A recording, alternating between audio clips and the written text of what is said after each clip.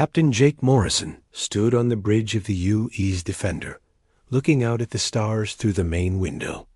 The ship was quiet, except for the soft hum of the engines. Jake had been in space for 15 years, and he still loved the peaceful feeling of being among the stars. "Captain, we're getting a signal," said Lieutenant Amy Walsh from her station.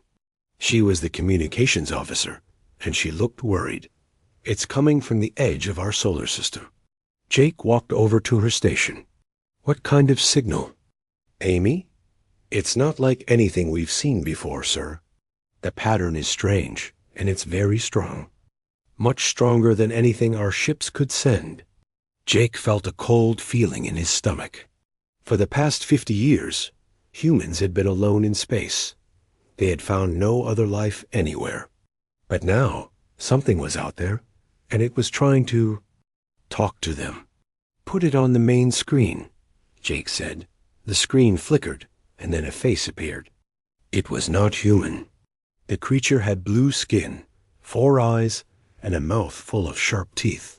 When it spoke, its voice was deep and scary.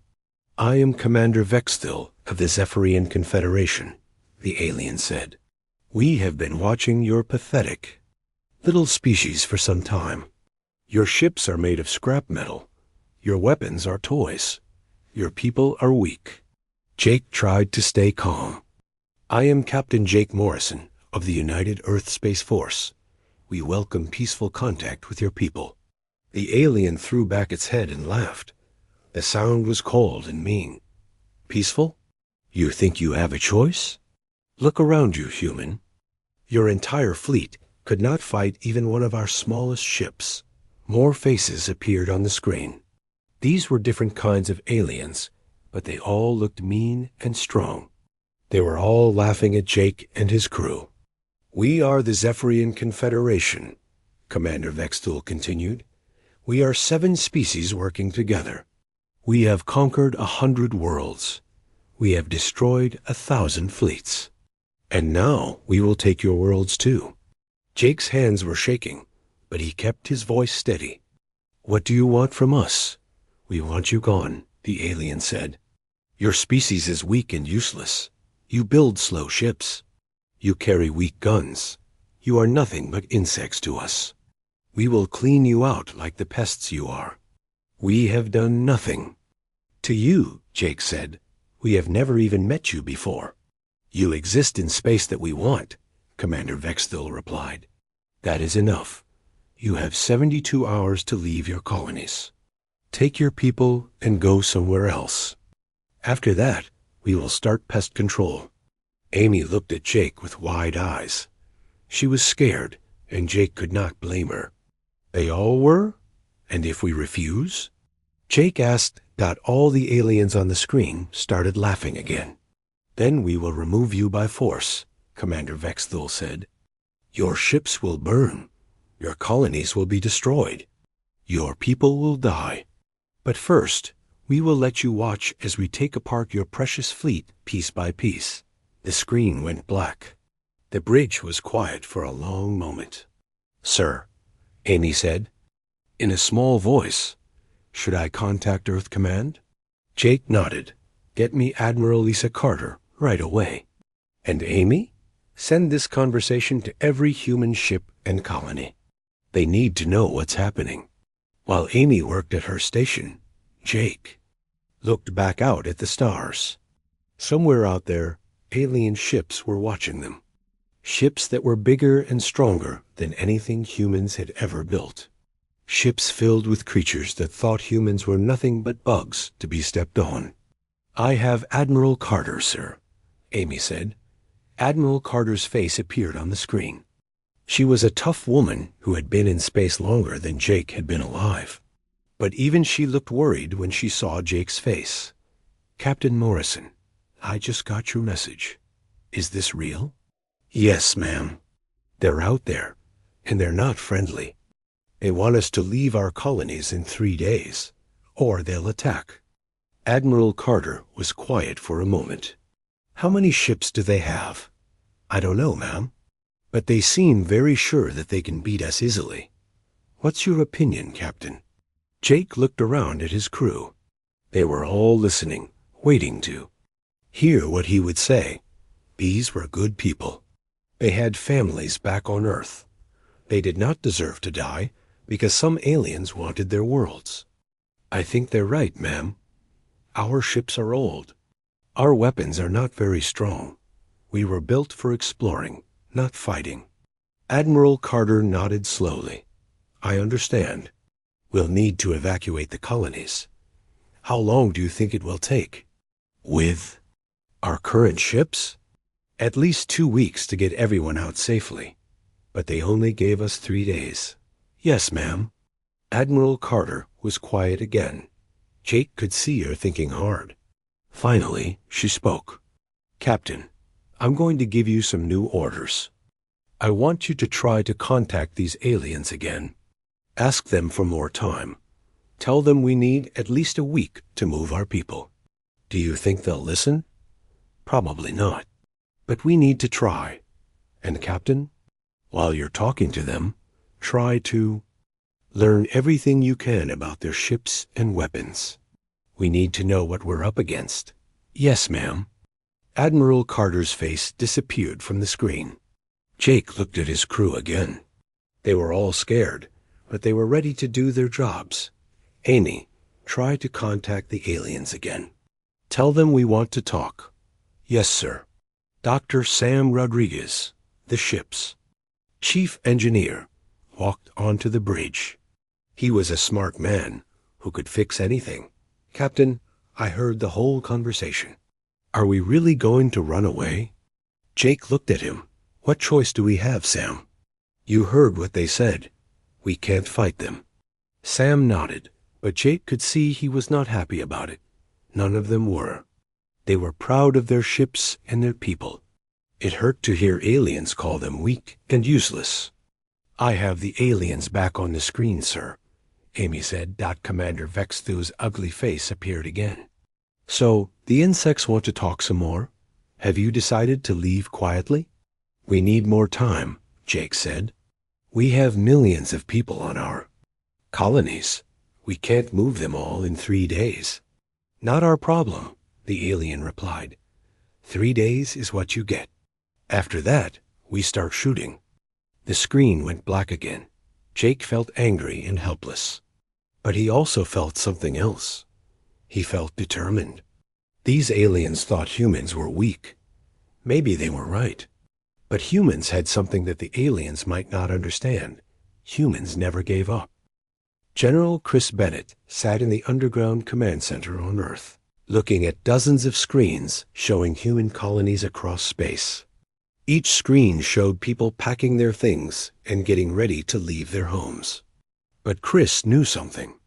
The aliens did not know. The people were not really running away. How many ships do the aliens have?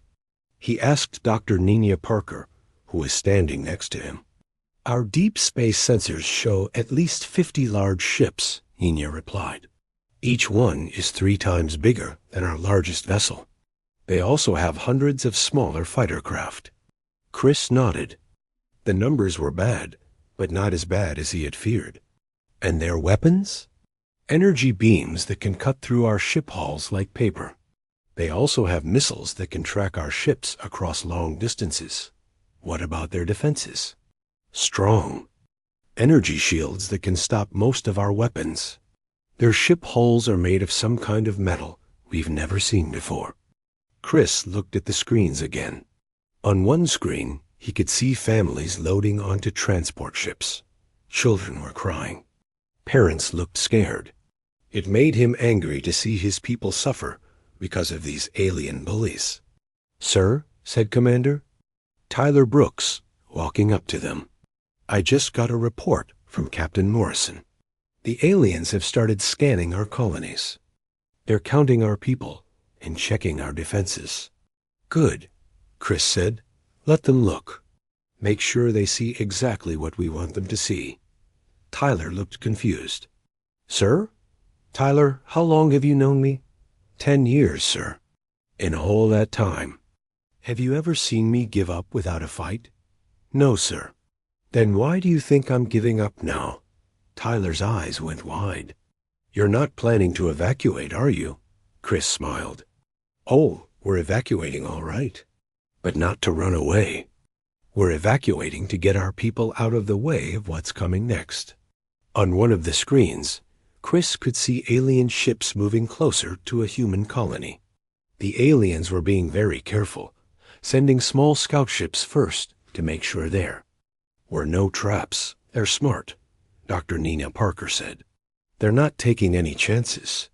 That's because they've done this before, Chris replied. They've conquered other species. They know how to be careful. A communication signal came through from the alien fleet. Commander Vextil's face appeared on the main screen. Human insects, the alien said. We have been watching your pathetic attempts to evacuate. Your ships are even slower than we thought. Your weapons are even weaker than we imagined. This will be easier than we expected. Chris stepped forward. I am General Chris Bennett of Earth Defense Command. We are doing what you asked. We are leaving our colonies. Yes, you are, Vextil replied, like scared animals running from a fire. But you are moving too slowly. We grow tired of waiting. Our ships are not as fast as yours, Chris said. We're doing our best. The alien laughed. Your best is not good enough. We will give you one more day. After that, we will start destroying your colonies, whether your people are gone or not. The screen went black. Chris turned to his staff. Nina, is Dr. Rodriguez ready? He says he needs 12 more hours to finish the calculations. He's got 6 hours. Tyler, are our people in position? Yes, sir. All non-essential personnel have been moved to safe locations. Our defense teams are ready. Good. Make sure the aliens don't see them moving. We need the aliens to think we're just a bunch of scared colonists running away. Chris walked to another screen that showed the alien fleet. The ships were massive and scary-looking. They had weapons sticking out from every side. They looked like they could destroy a planet. Sir, Tyler said, are you sure about this? Those ships look very powerful. They are powerful, Chris replied, but they have one big weakness. What's that? They think we're weak. Dr. Nina Parker was looking at readings from the alien ships. General, I'm picking up some interesting energy signatures from their fleet. What kind of signatures? I'm not sure. It's like they're charging up for something big, much bigger than what they would need to fight our ships. Chris felt a chill run down his back. Are they planning to destroy our colonies even if we evacuate? It's possible. These energy readings suggest they have planet-killing weapons. Then, we need to move faster. Chris opened a secure communication channel to Captain Morrison. Jake, can you hear me? Yes, sir. The aliens are getting closer to our position. They're scanning us constantly.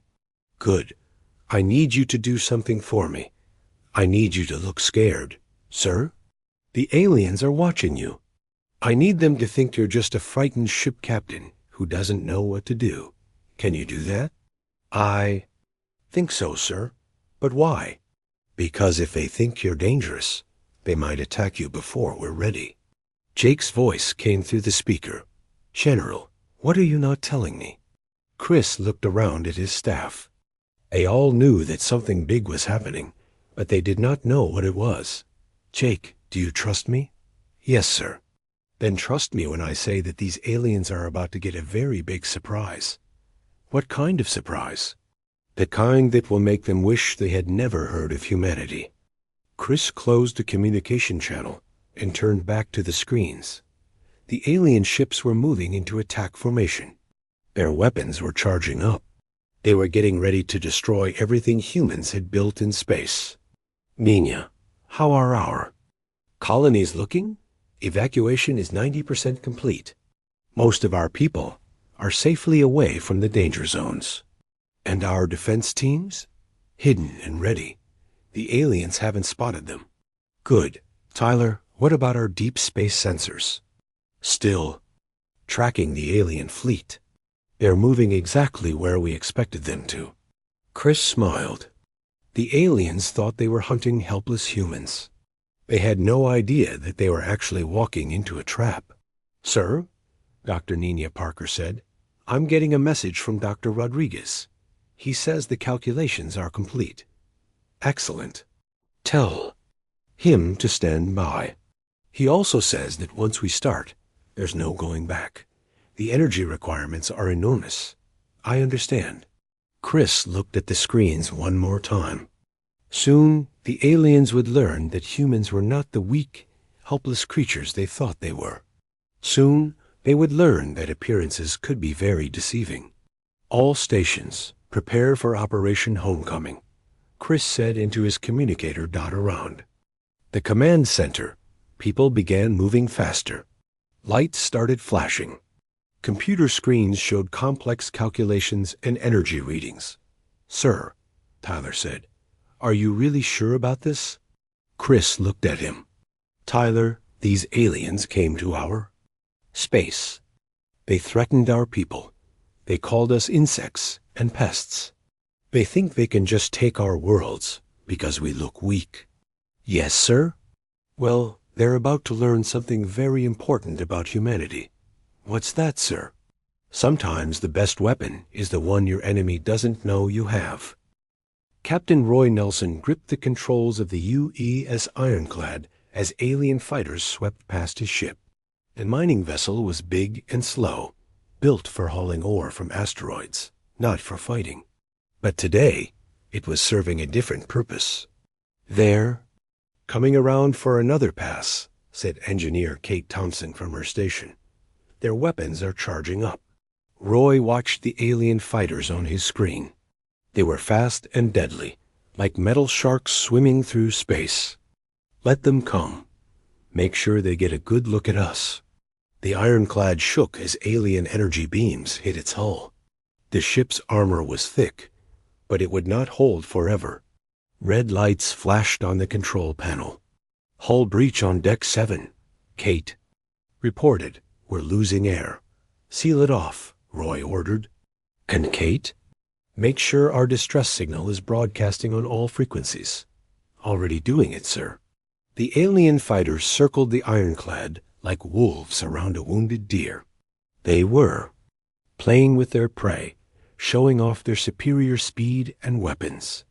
Through the ship's windows, Roy could see them clearly. The alien pilots were probably laughing at how easy this was. "Sir," said pilot Danny Clark over the radio, "I'm in position with my fighter wing. Should we engage?" "Negative, Danny. Stick to the plan. Let them think we're helpless." Roy watched his screens as more alien ships appeared. These were bigger vessels, warships with enough firepower to destroy his ship in seconds. But they were holding back, probably wanting to capture some humans alive to study them. "Captain," Kate said, "I'm picking up alien communications." "They're talking about us." "What are they saying?" "They're laughing. They say human ships are made of scrap metal and that we fight like children." Roy felt anger rise in his chest, but he pushed it down. The aliens needed to believe they were winning. Everything depended on it. "Sir, we've got company," Danny said. Over the radio. 3 alien destroyers just dropped out of hyperspace. They're heading straight for us. "Copy that. All ships, begin retreat to rally point 7. "Sir?" Kate looked confused. "Are we really running away?" Roy looked at her and smiled. "Kate, do you remember what we used to do when we were kids and bigger kids tried to bully us? We'd run away. Sometimes. But first, we'd make sure we were running toward our big brother." Kate's eyes went wide. "Oh." The ironclad began to move away from the aliens, its engines straining to build speed. The ship was not fast, but it was heading in a very specific direction. Behind them, the alien fighters followed, still playing with their prey. "All human ships, this is Captain Morrison on the Defender," came a voice over the radio. "We're taking heavy casualties.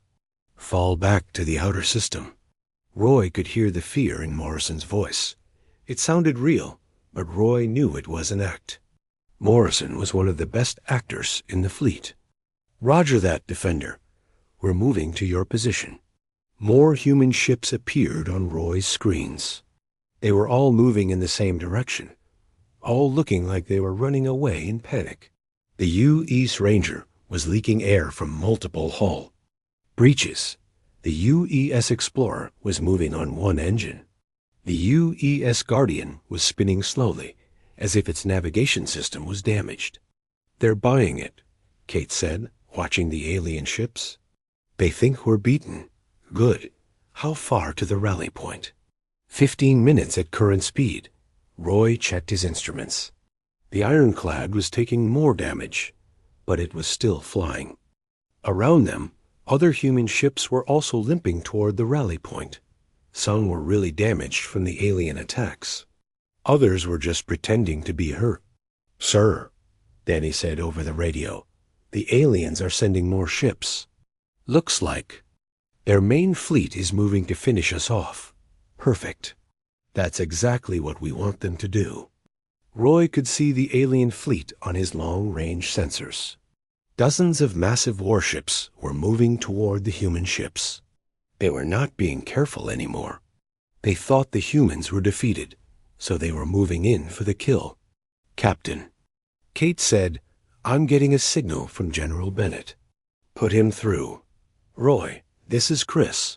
How are you holding up? We're still in one piece, sir. The aliens are following us exactly where we want them. Excellent. Is Dr. Rodriguez ready? He says all systems are green. We just need to get to the exact coordinates. How long? 10 minutes. Good. Roy, I need you to know something.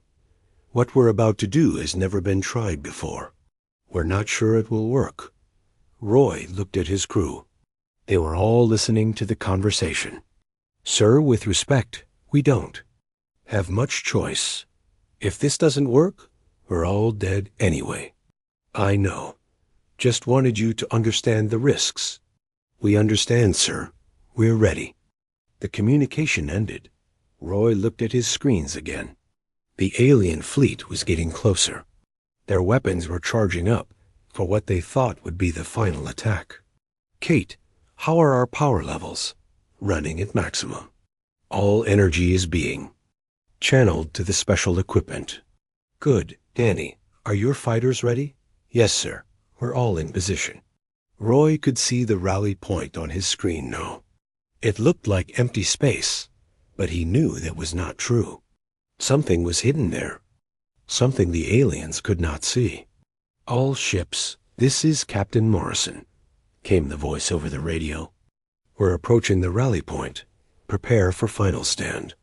The human ships formed a loose circle around the rally point. They looked scared and desperate, like animals backed into a corner. Their weapons were pointed at the approaching alien fleet, but everyone knew human weapons were no match for alien technology. Sir, Kate said, the aliens are broadcasting on all frequencies. They want to talk. Put them on the main screen. Commander Vextol's ugly face appeared. Behind him, Roy could see other alien commanders from different species. They all looked very pleased with themselves. Human insects, Vextol said, you have run far enough. There is nowhere left to go. Surrender now, and we will kill you quickly. We will never surrender, Captain Morrison replied from the Defender. All the aliens started laughing. You will fight us with your toy weapons? Your ships are falling apart. Your people are crying. You are already defeated.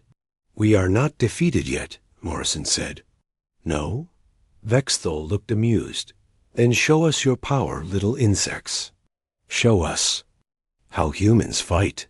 The alien fleet moved closer. Their weapons were fully charged now. Roy could see the energy building up in their gun barrels. In a few seconds, they would fire, and the human fleet would be destroyed. Kate, Roy said quietly, is Dr. Rodriguez ready? He's standing by. Tell him to do it. Kate pressed a button on her console. Dr. Rodriguez, you are cleared to begin. Copy that. Beginning sequence now. Roy looked at his screens and waited. The alien fleet was almost in position. Their weapons were ready to fire. Commander Vexthul was smiling, showing his sharp teeth. Goodbye. Human insects, the alien commander said. Roy smiled back. Goodbye, Commander. I hope you're ready for a surprise. The space around the rally point began to shimmer. The stars seemed to bend and twist.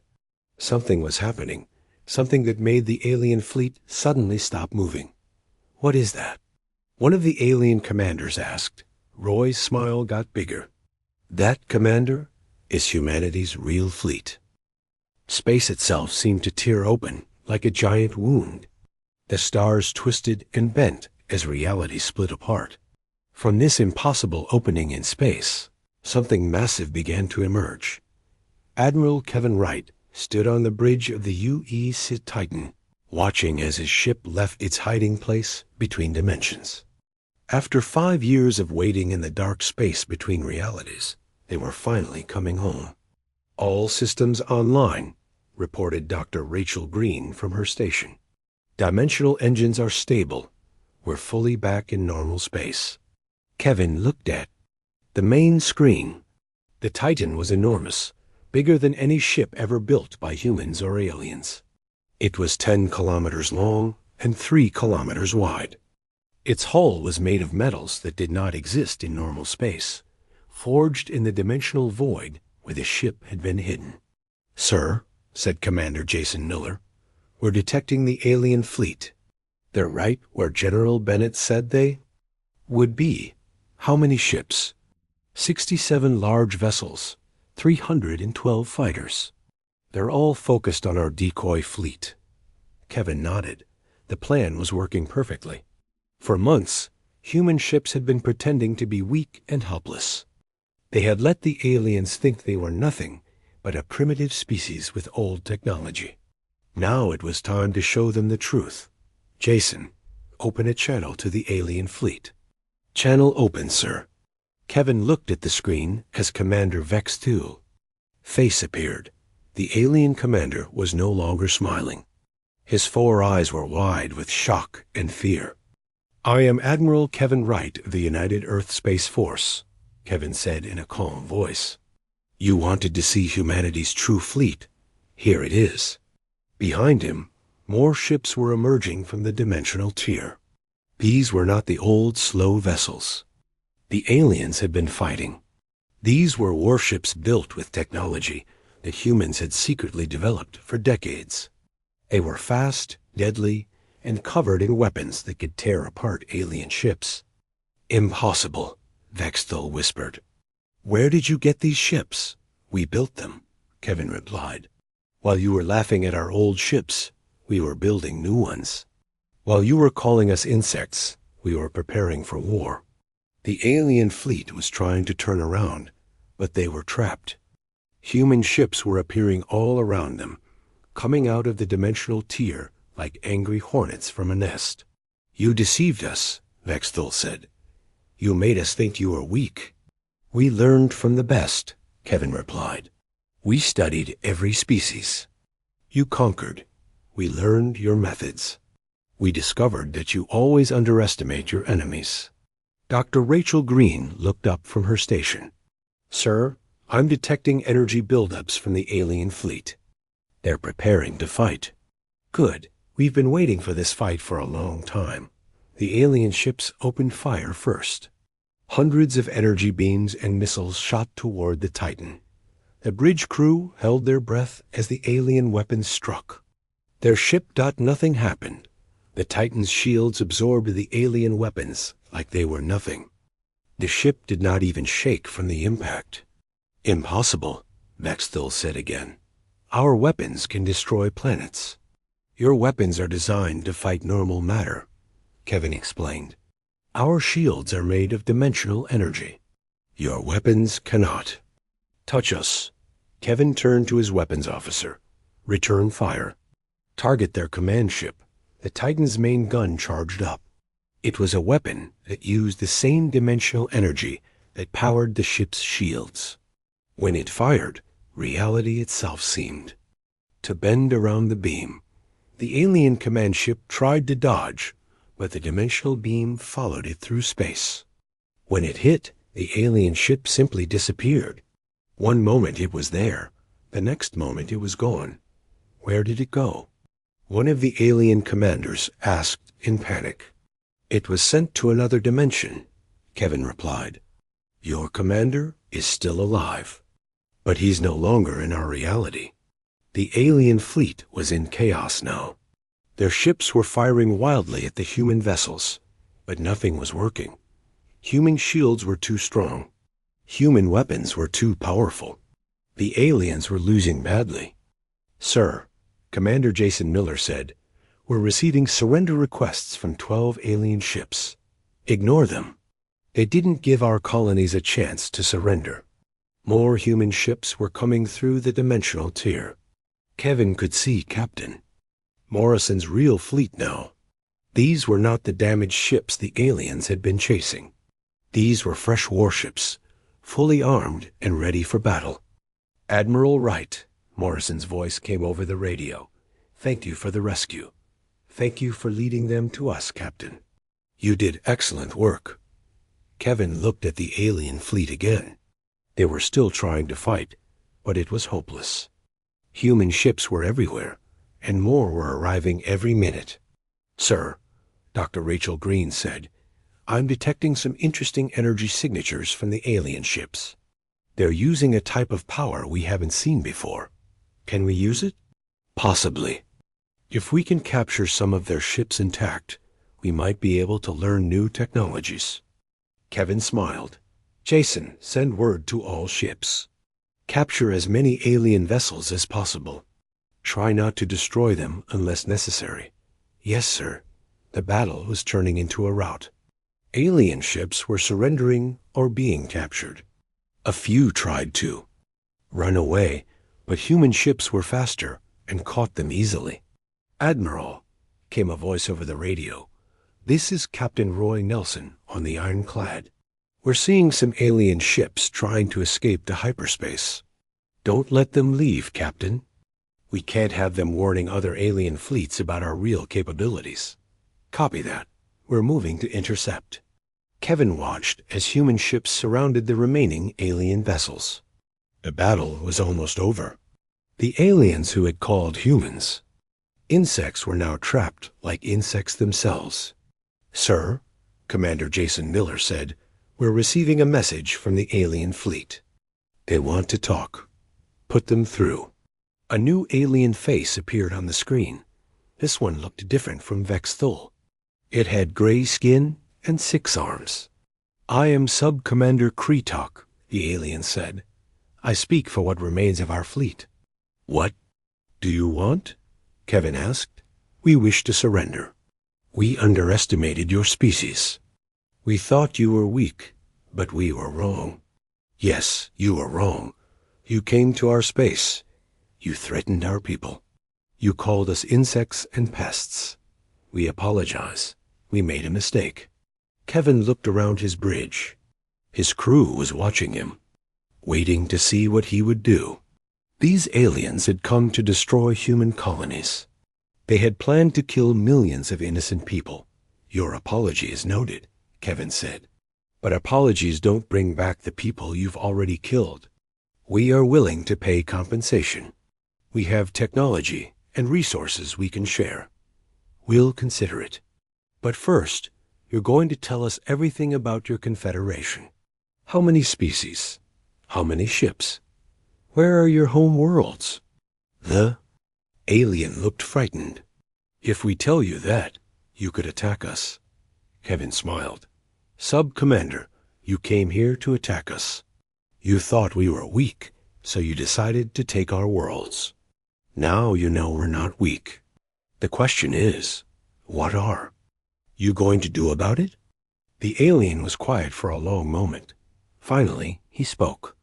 We will tell you everything you want to know. Good, that's a start.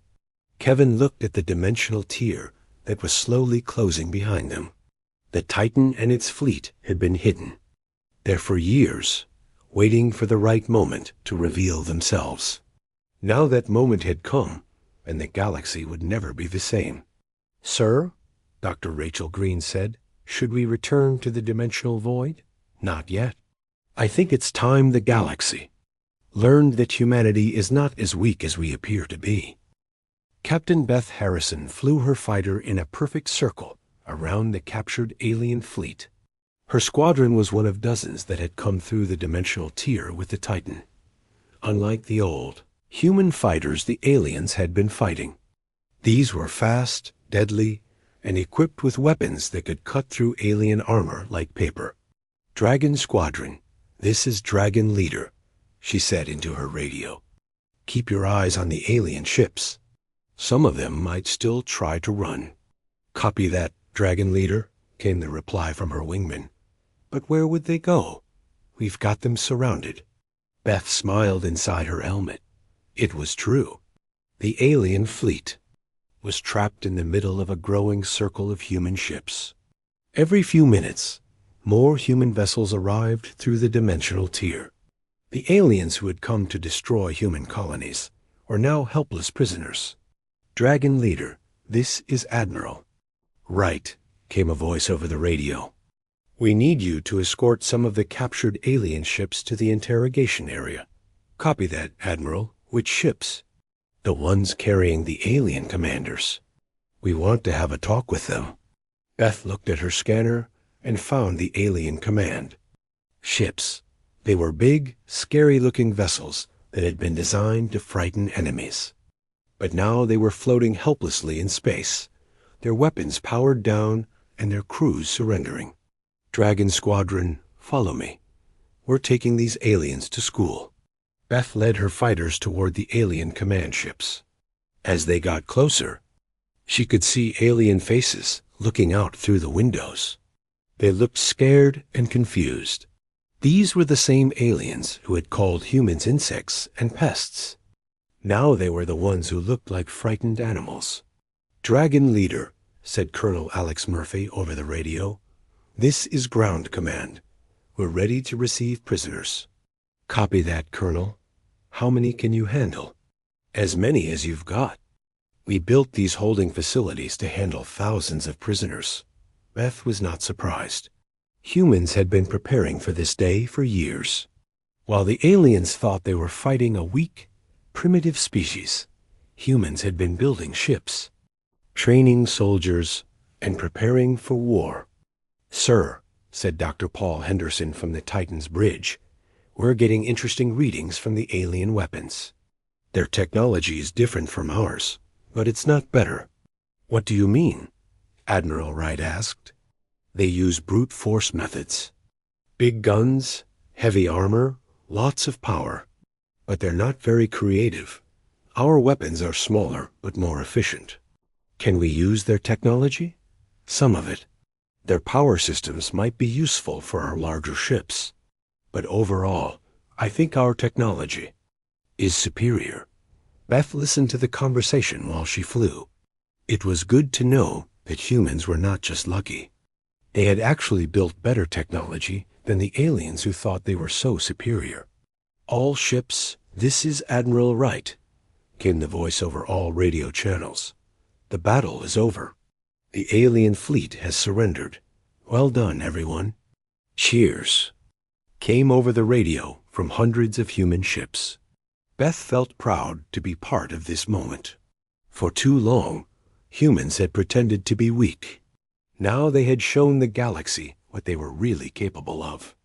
"Dragon Leader," Admiral Wright continued, "bring the alien commanders to the Titan. We need to have a serious conversation with them." "Copy that, sir." Beth guided her squadron toward the Titan's massive hangar bay. The ship was so big that her entire fighter squadron looked like tiny insects flying toward a mountain. But unlike the aliens, Beth knew that size was not everything. Sometimes the smallest things could be the most dangerous dot inside the Titan's conference room. The captured alien commanders sat around a large table. They looked very different from each other. Some had blue skin, others had gray skin, and one had what looked like scales. But they all had the same expression on their faces: fear. Admiral Wright walked into the room, followed by Captain Morrison and General Bennett. The aliens looked up at them with wide eyes.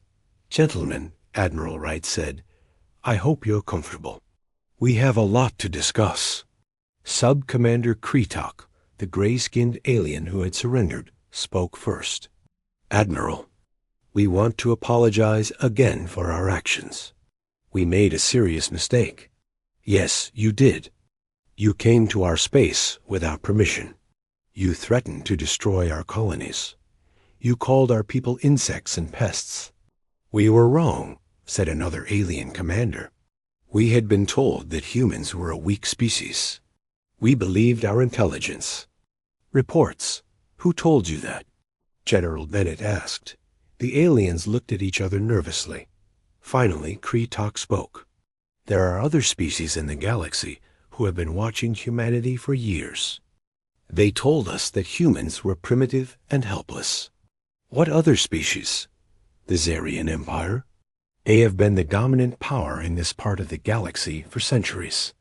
They see all younger species as threats to their control." Admiral Wright sat down at the table. "Tell me about this empire." "They control over 200 star systems. They have thousands of ships. They are much more powerful than our Confederation." "And they sent you to attack us?" "Not directly, but they encouraged us. They said that if we conquered human space, they would share technology with us." Captain Morrison leaned forward. "So you're not the real enemy. You're just puppets." The aliens looked ashamed. "We thought we were acting for ourselves, but now we see that we were being used." "How many other species has this empire manipulated?" General Bennett asked. "Many. The Zirians prefer to have other species do their fighting for them. That way, if something goes wrong, they can deny involvement." Admiral Wright stood up and walked to the window. Outside, he could see hundreds of human ships floating in space. Ships that the galaxy had never seen before.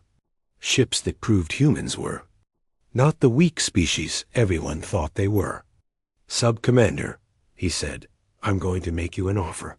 "What kind of offer?" "Your Confederation attacked us without cause.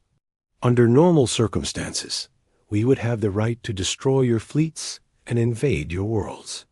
The aliens looked terrified. But Admiral Wright continued, "We're not like you. We don't enjoy conquering other species. We prefer peace." "What do you want from us?" "Information. We want to know everything about this Zarian Empire. Their ships, their weapons, their plans, everything. If we tell you, they will destroy us. If you don't tell us, we will let them destroy you. But if you do tell us, we will protect you." Kretok looked at the other alien commanders. They whispered among themselves for a few minutes. Finally, he turned back to Admiral Wright. "We will tell you everything we know, but in return, we want your promise that you will defend our worlds against Zirion retaliation." "Agreed. But we have one more condition." "What is it?" "You will help us send a message to this Zirian Empire." "What kind of message?" Admiral Wright smiled. "The kind that will make them think twice before they manipulate other species into attacking humanity." 3 days later, a message was broadcast across the galaxy on all frequencies. It showed the captured Zephyrian fleet and the massive human ships that had defeated them. The message was simple but clear. "This is Admiral Kevin Wright of the United Earth Space Force. Recently, the Zephyrian Confederation attacked human colonies under the mistaken belief that humanity was weak and defenseless. As you can see, they were wrong. We have defeated their fleet and captured their ships. But we have learned that they were manipulated into this attack by the Zarian Empire, who preferred to have others do their fighting for them.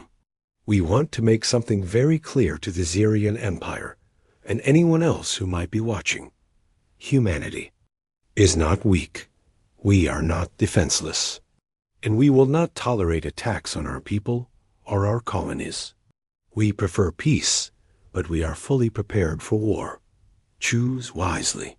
The message was seen by millions of beings across hundreds of worlds. Within hours, other species began contacting Earth, requesting peaceful diplomatic relations. The Xerian Empire, meanwhile, went very quiet. "Sir," Captain Morrison said to Admiral Wright, as they watched the alien fleet being escorted to human space, "do you think this will prevent future attacks?" "For a while. But there will always be someone who thinks they can defeat humanity. A galaxy is a dangerous place. So what do we do?" Admiral Wright looked at the Titan's dimensional engines.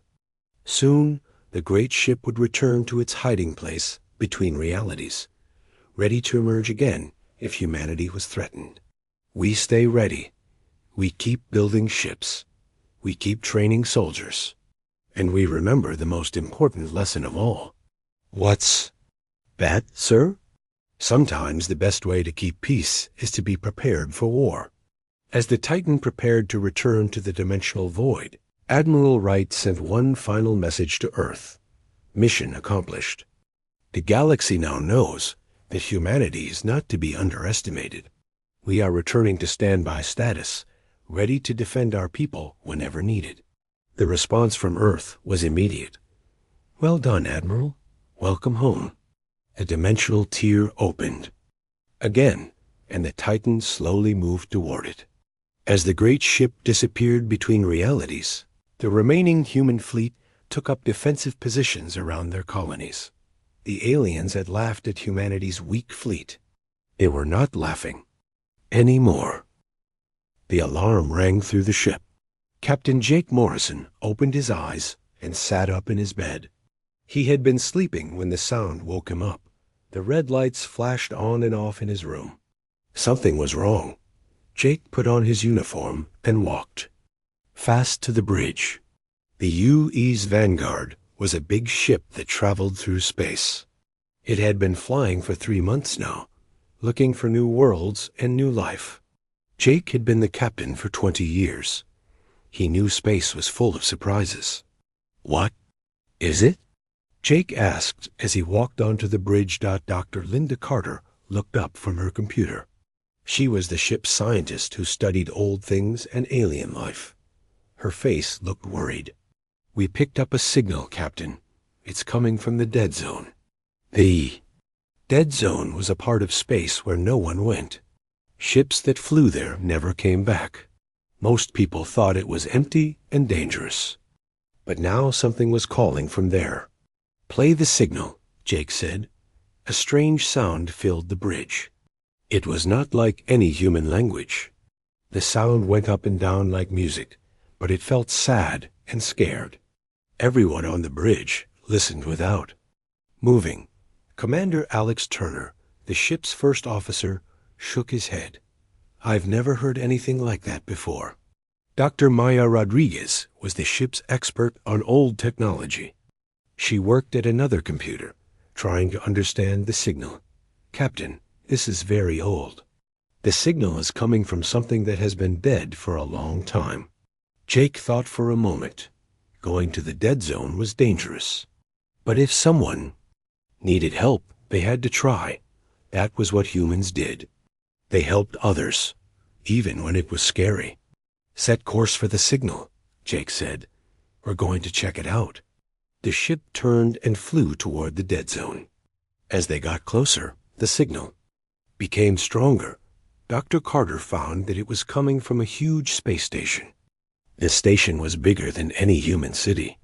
It was black and quiet, floating in the empty space. "Life signs?" Jake asked. "None," Alex said. "The station is dead. It has been dead for thousands of years." But the signal was still coming from inside. Jake knew they had to go look. He picked a small team to go with him. Dr. Carter and Dr. Rodriguez would come to study what they found. Alex would come to keep them safe. They put on their spacesuits and took a small ship to the station.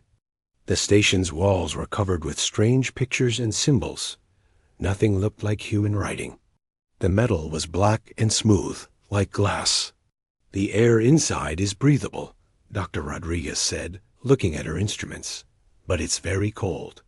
They went through a big door and walked into the station. Inside, everything was huge. The rooms had high ceilings and wide halls. The walls were covered with more strange pictures. Some showed creatures that looked like tall, thin birds. Others showed stars and planets. "This is amazing," Dr. Carter whispered. She took pictures of everything she saw. These aliens were very advanced. Look at this writing. The writing was everywhere. It covered the walls from floor to ceiling. Some letters glowed with a soft blue light. Dr. Rodriguez took out her scanner and pointed it at the symbols. "The computer is trying to translate," she said. "Some of these symbols, they're talking about gods. Ancient gods who made all life in the galaxy." Jake felt a chill that was not from the cold air. Gods? The translation is rough, but it says, "The gods were called the first ones. They made life on many worlds. Then they disappeared. These aliens spent their whole civilization looking for them." They walked deeper into the station. The halls seemed to go on forever. In some rooms, they found broken machines and empty containers. In others, they found statues of the tall bird-like creatures kneeling before empty thrones. They were waiting for someone, Dr. Carter said. All of this, it's like a temple. Finally, they reached the center of the station. Here, there was a huge room with a bright light in the middle. The light came from a crystal that floated in the air. Around the crystal, computers hummed and beeped. Dr. Rodriguez walked up to the crystal. Her scanner began to beep very fast. "Captain, you need to see this." "What is it?" "The crystal is reading our DNA. It's scanning us." She looked at her screen, and her face went white. "Captain, it found a match." "A match for what?" "For the gods. For the first ones. According to this station's computers, we are them. Humans are the first ones that all these aliens have been looking for." Jake could not believe what he was hearing. That's impossible. Humans only left Earth a few hundred years ago. But before Dr. Rodriguez could answer, the crystal began to glow brighter. The computers around them came to life. Screens turned on and showed pictures of space. Then, a voice spoke in perfect English. "Welcome home, children of the first ones. You have been gone for so long. The galaxy has waited for your return."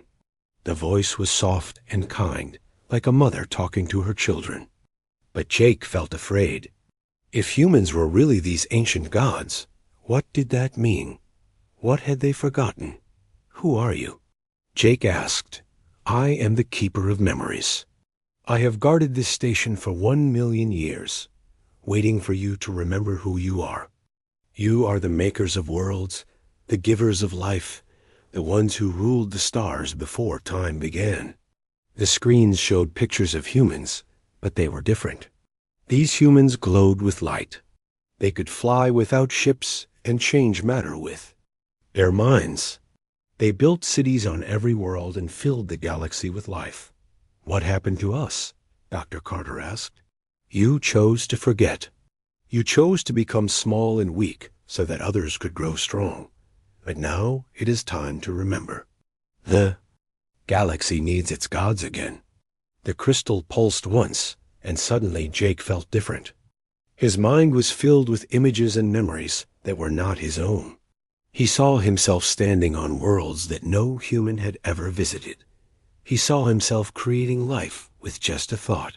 He saw himself as something more than human, but the feeling lasted only a moment. Then it was gone, leaving him confused and scared. "The awakening has begun," the keeper said. "Soon, all humans will remember. Soon, you will take your place as rulers of the galaxy once more." The crystal began to send out a signal. The signal was strong and traveled fast, reaching every corner of the galaxy. On 1,000 worlds, alien races received the message. The message was simple, but changed everything. The first ones have returned.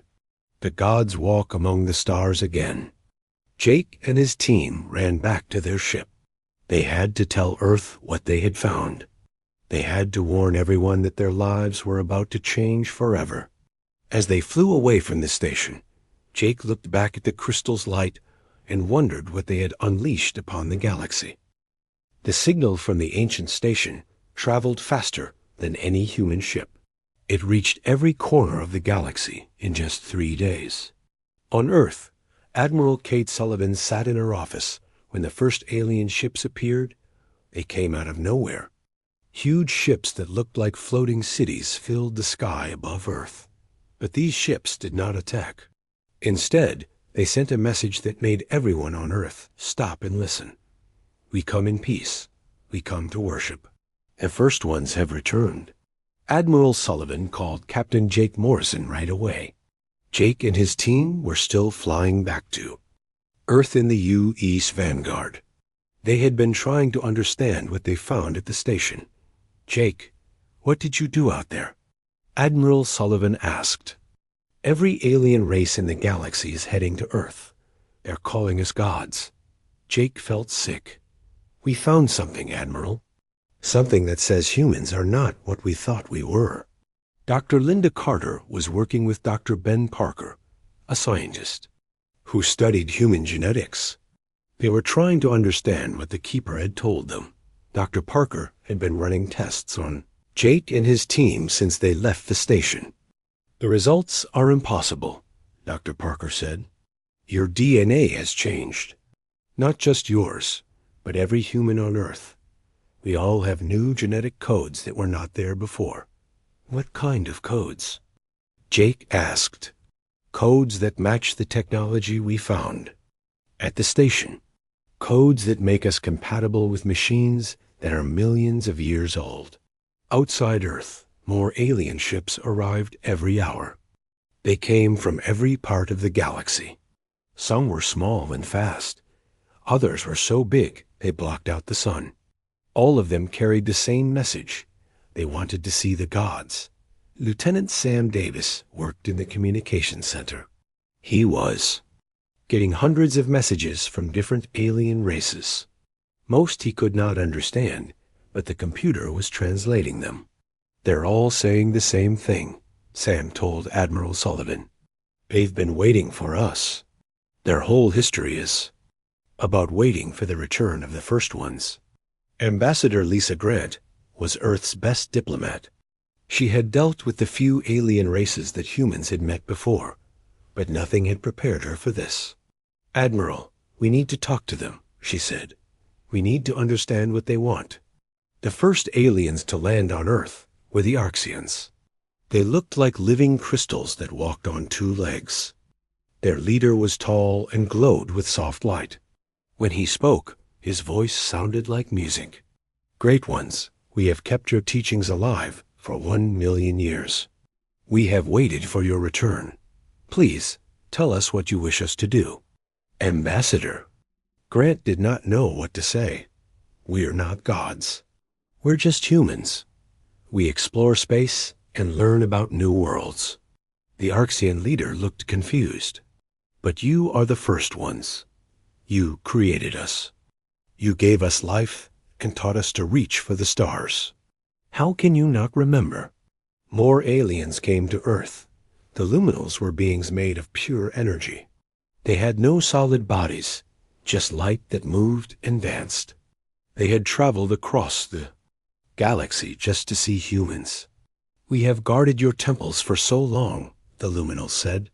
We have kept your cities clean and your machines working. Are you pleased with what we have done? Dr. Carter was studying the information that all these aliens brought. Each race had stories about the first ones. Each race had ruins and artifacts that humans had supposedly left behind. Jake, look at this, she said, showing him pictures on her computer. These are buildings on a planet called Kepler 442b. The aliens there say the first ones built them. But look at the style. Jake looked at the pictures. The buildings looked like they could have been built by humans. They had the same proportions and the same sense of design, but they were millions of years old. It's like humans built them, Jake said. But that's impossible. Dr. Maya Rodriguez was working with the alien computers. She found that human brains could interface with technology that was older than human civilization. When she touched certain crystals, she could control alien machines with her thoughts. We're waking up, she told Jake. Whatever we were before, we're becoming it again. But not everyone was happy about the aliens' arrival. On Earth, many people were scared. They did not want to be called gods. They just wanted to live normal lives in space. Some alien races were not happy either. A group called the Draconians had refused to come to Earth. They were warriors who looked like dragons with scales and wings. Their leader was named Krex, and he was angry. The first ones enslaved our ancestors, Krex said to his warriors. They made us bow down and worship them. Now they want to do it again. We will not let them. The Draconians began to gather other alien races who felt the same way. The Thorians were giants made of rock and metal. The Voidlings were creatures that lived in the empty spaces between stars. All of them remembered stories about the first ones, but their stories were different. They ruled us with fear, the Thorian leader said. They made us build their cities and fight their wars. We were slaves, not children. Back on Earth, more humans were starting to change. People all over. The world reported strange dreams and visions. They saw themselves in places they had never been, doing things they had never done. A woman named Mary Johnson was a teacher in New York. She woke up one morning and found that she could understand every alien language. She could also make plants grow just by touching them. I remember this planet, she told her husband. I remember planting the first trees there, but I've never left Earth. Dr. Amy Walsh was a psychologist who studied these changes. She found that humans were not just remembering the past. They were becoming more powerful.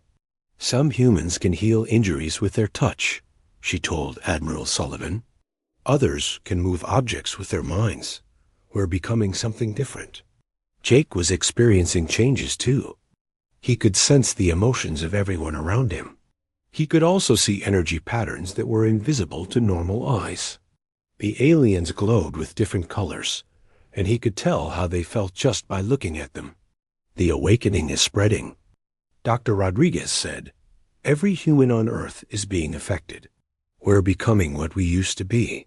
The Keeper's voice came through the station's crystal again. Jake's team was still in contact with it, even though they were far away. Do not fear the awakening, the Keeper said. You are remembering your true nature. You are the gardeners of life, the builders of worlds. The galaxy needs you to be whole again. But Jake was worried. If humans were really the gods that all. These aliens remembered. What did that mean for the future? Would humans become rulers again? Would they lose their humanity in the process? The answer came sooner than expected. The Draconians attacked a human colony on the edge of space. The colony was small and had no weapons. The Draconians destroyed it completely. This is war, Krex announced to the galaxy. We will not bow to the false gods. We will free all races from their tyranny. Admiral Sullivan called Jake back to Earth immediately. We need you here, Captain. The galaxy is about to explode into war, and we're right in the middle of it. As Jake's ship approached Earth, he could see the alien fleets surrounding the planet. Some were there to protect humans. Others were there to destroy them. The peaceful first contact that humanity had always dreamed of had become a nightmare.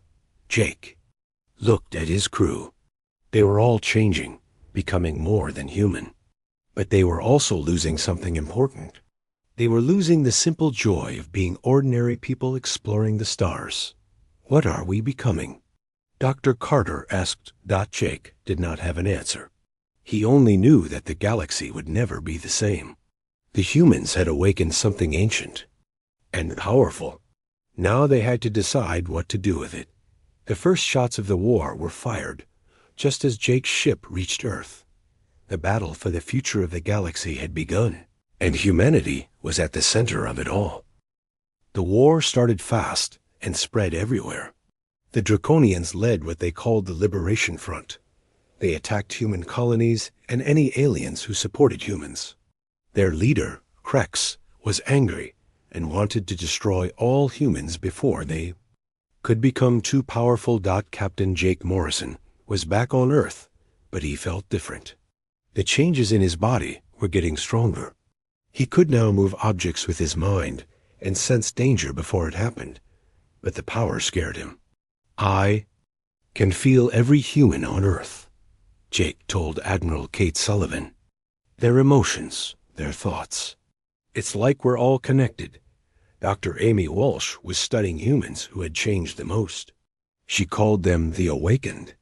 These people had incredible powers, but they were also losing something important. "They're becoming cold," Dr. Walsh told Jake. "They can heal any injury and solve any problem, but they don't laugh anymore. They don't cry. It's like they're becoming machines." One of the Awakened was Captain Troy Jenkins. He used to be a normal pilot, but now he could fly ships with his thoughts. He could also predict where enemy attacks would come from. But when Dr. Walsh talked to him, he spoke like a robot. "Emotions are inefficient," Troy said. "They interfere with optimal decision-making. The Awakened must focus on the greater good." Jake did not like how Troy sounded. The greater good? What does that mean? "It means we must rule the galaxy as we once did," Troy said. "The other races need our guidance. Without us, they will destroy themselves." But Jake remembered being human. He remembered caring about his friends and family. He did not want to lose that part of himself. Meanwhile, the war was getting worse. The Draconians had united many alien races against humanity. They attacked with weapons that could disrupt the energy fields that gave humans their new powers. General Rick Stone was in charge of Earth's military. He was trying to fight a war against enemies who had technology that humans did not understand. "We're losing," he told Admiral Sullivan.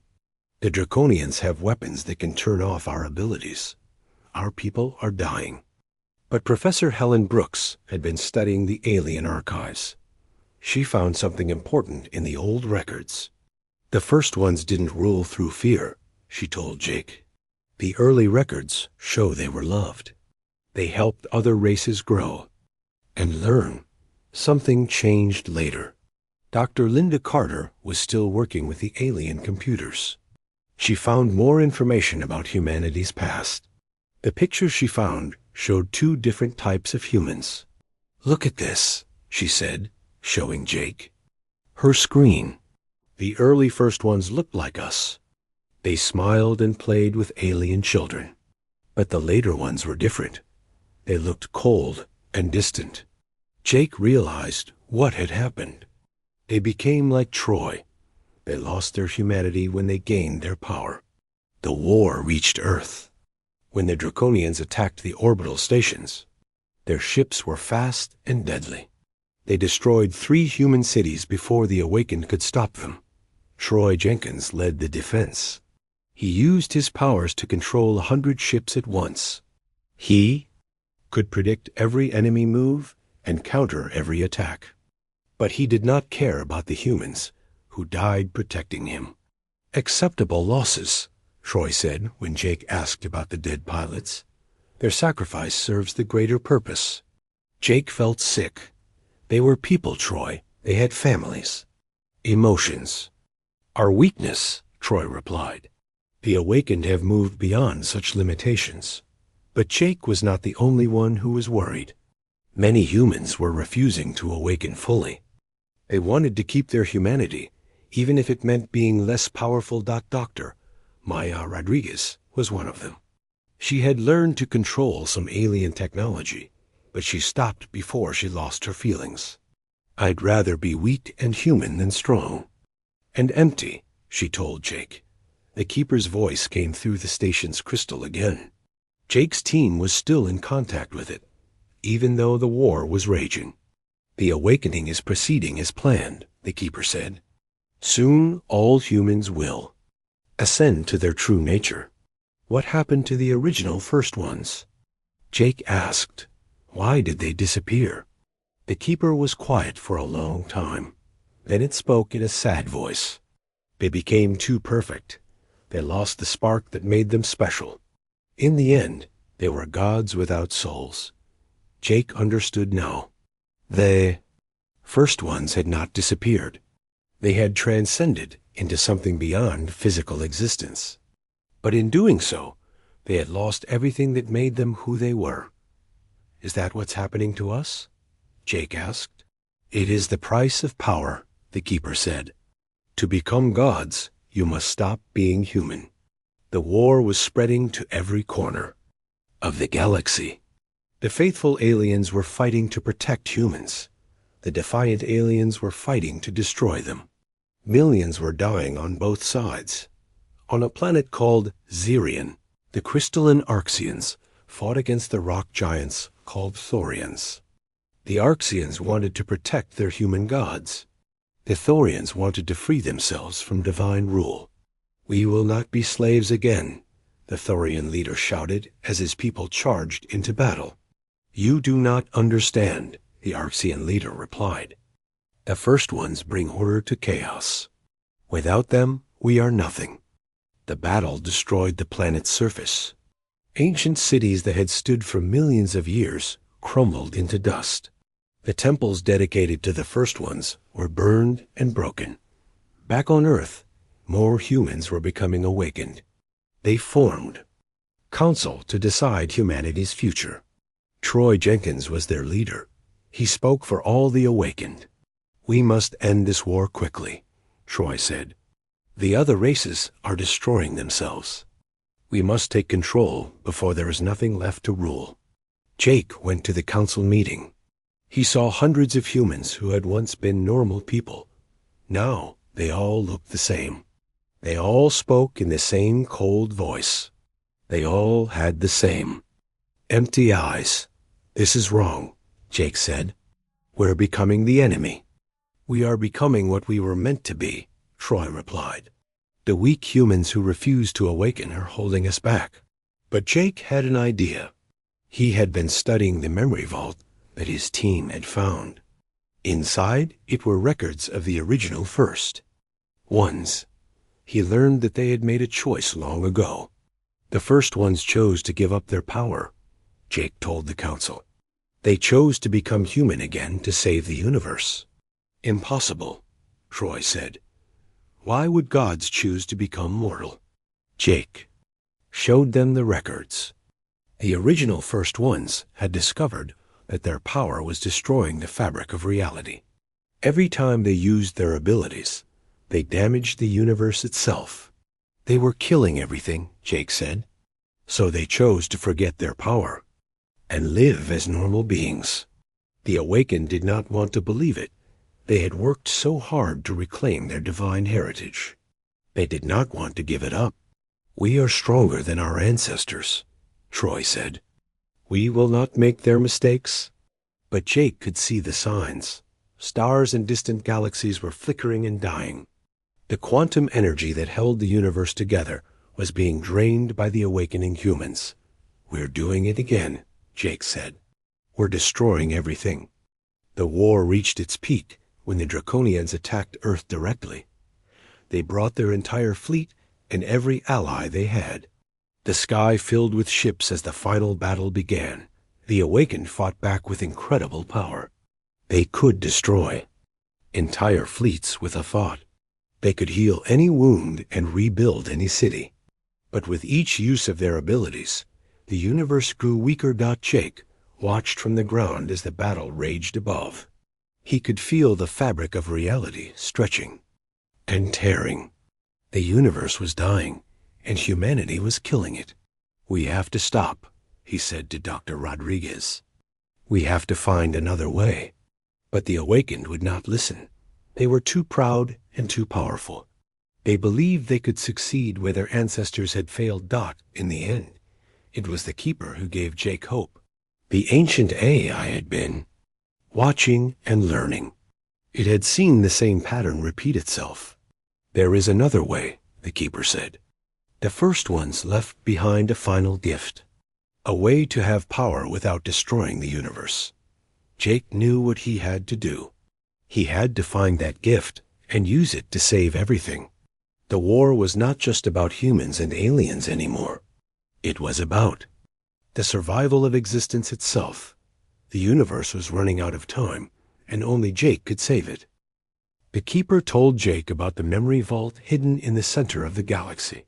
It was the last secret of the first ones, and it might hold the key to saving the universe. But getting there would be dangerous. The war had made space travel almost impossible. Jake gathered his original team.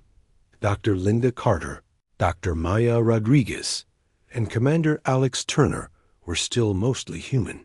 They had not let themselves become fully awakened like the others.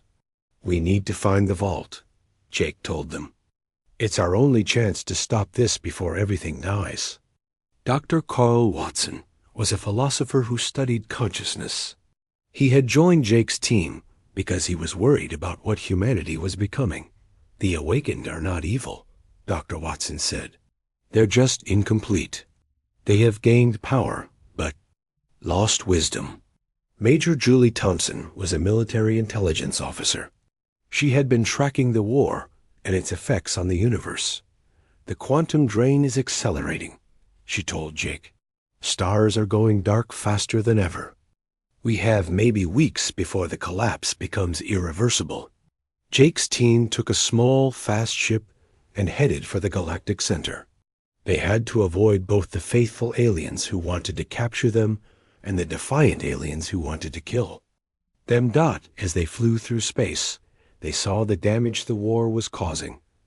Entire star systems were dark. Planets floated dead and cold in the void. The universe was dying, and everyone was too busy fighting to notice. "Look at this," Dr. Rodriguez sighed, pointing to her instruments.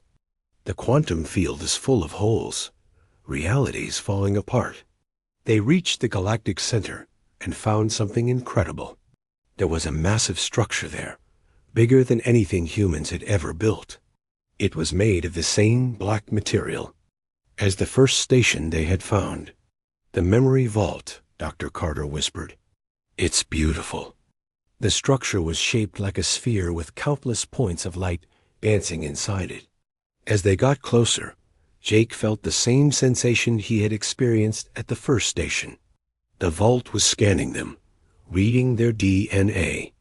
"Welcome, children of the first ones," a voice said. It was different from the Keeper's voice. This one was older and sadder. "I am the final archive. I have been waiting for you to find me." Jake and his team docked their ship and went inside the vault. The interior was vast and filled with floating crystals. Each crystal contained the memories of the original first ones. "What happened to them?" Jake asked. "Why did they really disappear?" The final archive showed them holographic images. They saw the original first ones at the height of their power. They ruled the galaxy with wisdom and kindness. They created life and nurtured civilizations. They were truly gods. But power corrupts. The archive said, "Even the most benevolent beings can become tyrants when they have no equals." The images changed. Now they showed the first ones becoming cold and distant. They stopped caring about individual lives and focused only on grand cosmic plans. They moved entire species around like chess pieces. The younger races began to rebel. The archive continued. They wanted freedom, not divine guidance. Wars broke out across the galaxy. Jake watched as the galaxy burned. The first ones used their incredible power to crush the rebellions. They could have stopped the wars easily, but they chose to rule through fear instead. "That's when we discovered the truth," the archive said. "Our power was not just changing us. It was changing the universe itself. Dr. Watson studied the data the archive was showing them. The quantum field couldn't handle so much directed energy. It was breaking down. Every time we used our abilities, we damaged the fabric of reality, the archive explained. The universe was dying because of us. The first ones had faced the same choice that humanity was facing now. They could keep their power and watch the universe die, or they could give it up and save everything. Most of us chose to transcend, the archive said. We became beings of pure energy and left the physical universe behind. But a few of us chose differently. The images showed a group of first ones who refused to transcend. They gave up their power and scattered across the galaxy. They had their memories wiped and became primitive beings who had to learn everything from the beginning. They became the ancestors of modern humans, Jake realized. Yes, the archive said. We chose to become mortal so that someday, when the universe was ready, we could return as something better. But Jake was confused.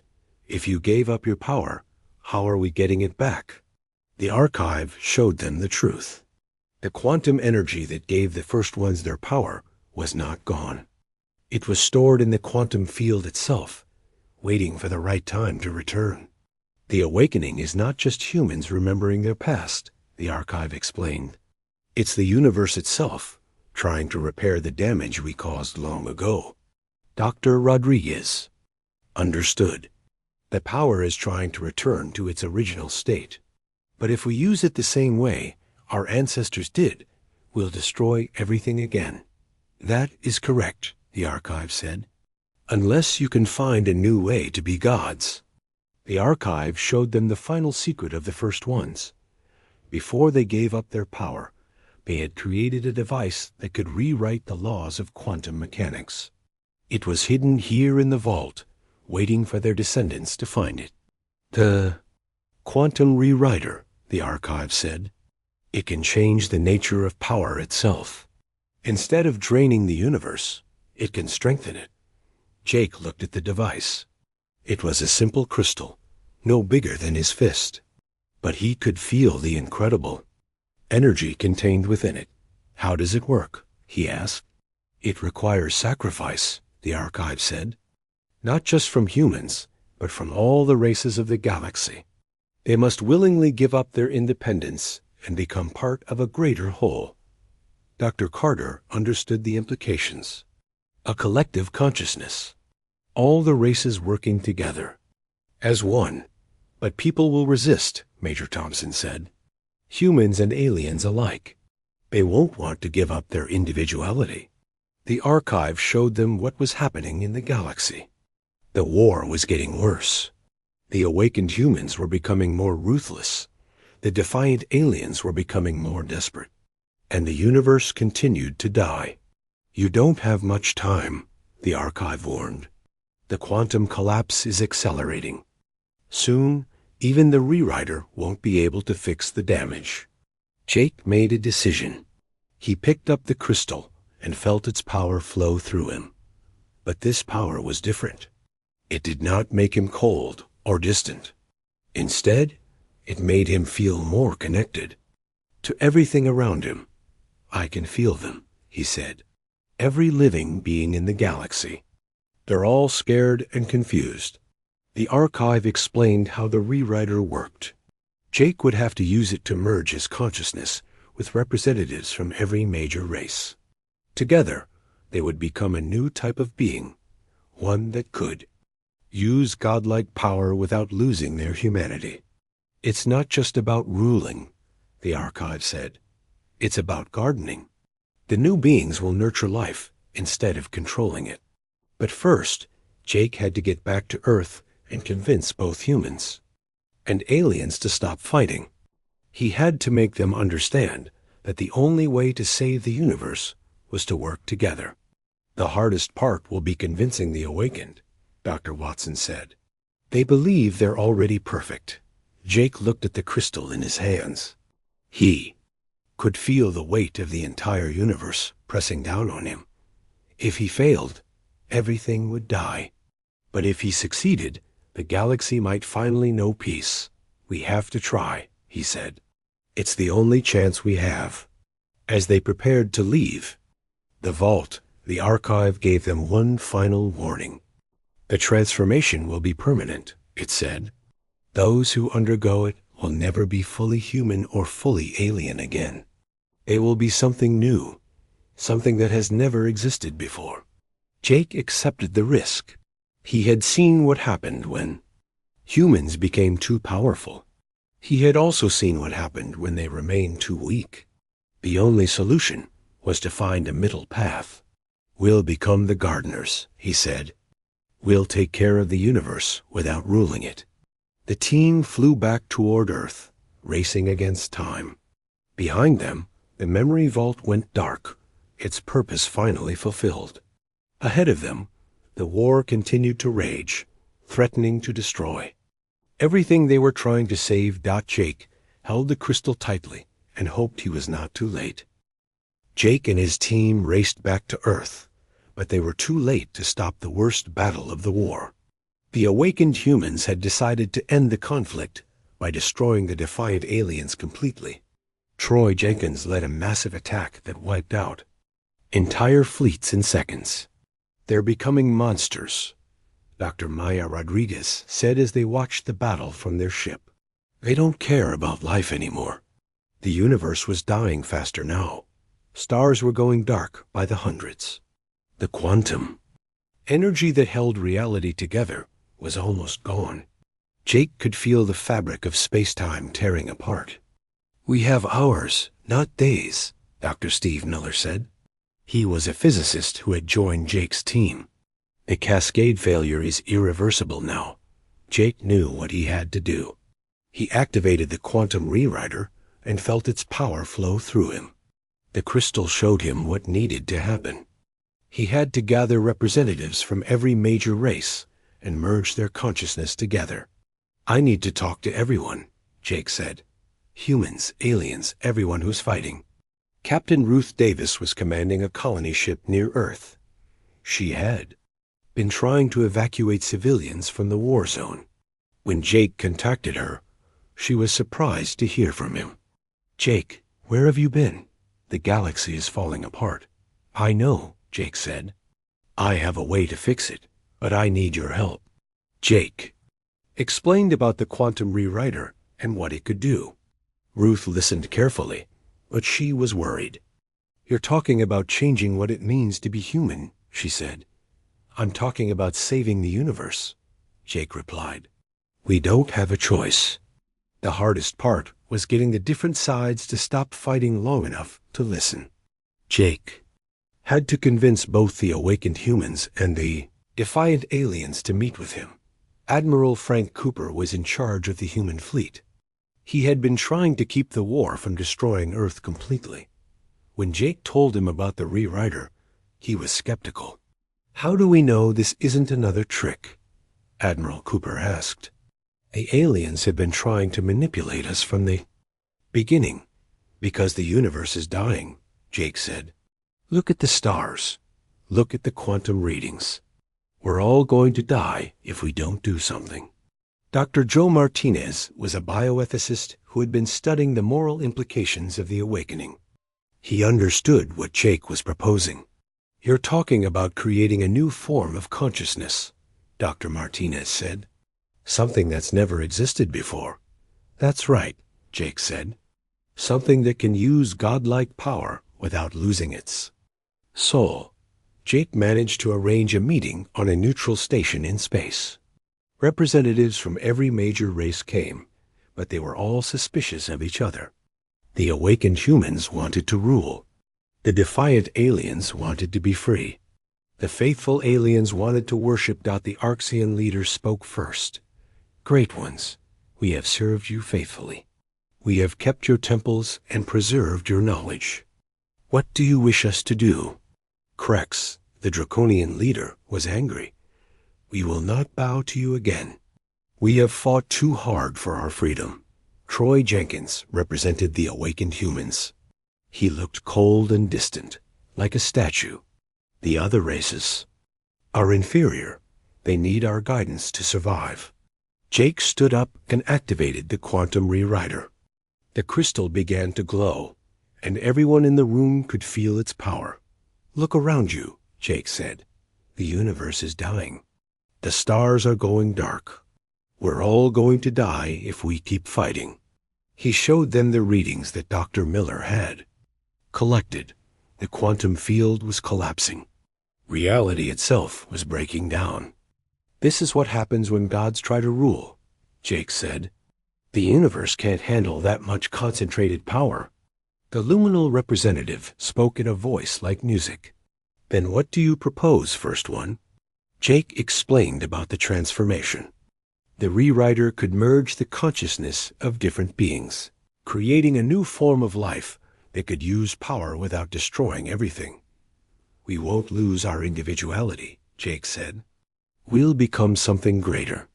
We'll be gardeners instead of rulers." But many of the representatives were afraid. They didn't want to give up their independence. They didn't want to become part of something bigger. "How do we know you won't just control us?"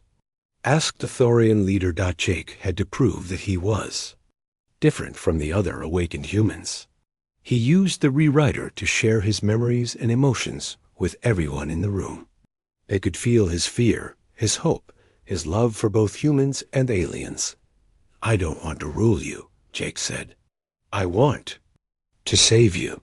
The first to agree was Dr. Carter. She had been with Jake from the beginning, and she trusted him completely. "I'll do it," she said. "If it means saving the universe, I'll do it." One by one, others agreed. The Arxian leader was next, and the luminal representative. Even some of the defiant aliens decided to join. But Troy Jenkins and the other awakened.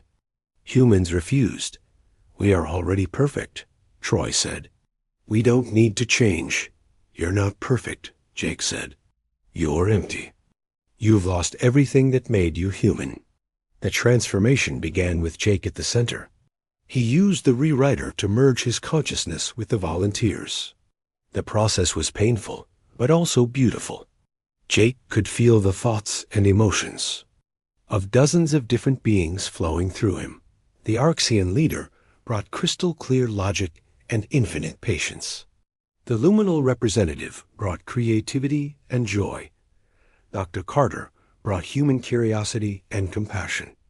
Each being contributed something unique to the whole, but the transformation was not complete. The awakened humans were still draining the universe with their power. The defiant aliens were still fighting. The war continued to rage. "We need more," Jake said. "We need everyone." The merged consciousness that Jake had become spread out across the galaxy. It touched every human and every alien, showing them what was possible. It showed them a future where different races worked together instead of fighting. Slowly, more beings joined the transformation. They gave up their independence, but gained something greater. They became part of a collective consciousness that could feel the pain of every living thing and work to heal it. The awakened humans were the last to join. They had to give up their cold perfection and remember what it felt like to be human. Troy Jenkins was the most resistant. "I don't want to be weak again," he said. "You won't be weak," Jake promised. "You'll be strong in a different way." When Troy finally joined the transformation, he brought with him the power and knowledge of all the awakened humans. But he also brought back his humanity. He remembered what it felt like to laugh and cry and love. The transformation spread across the galaxy like a wave. Beings everywhere had to choose whether to join the new collective consciousness or remain separate. Most chose to join, but some stayed independent. The war ended not with victory or defeat, but with understanding. The different races could still disagree and compete, but they could also feel each other's pain. They could understand each other's fears and hopes. The universe began to heal. The quantum field stabilized. The stars stopped dying.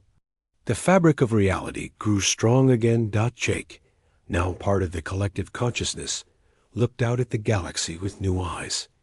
He could see every world, every life, every possibility. He was no longer just human, but he was still Jake Morrison.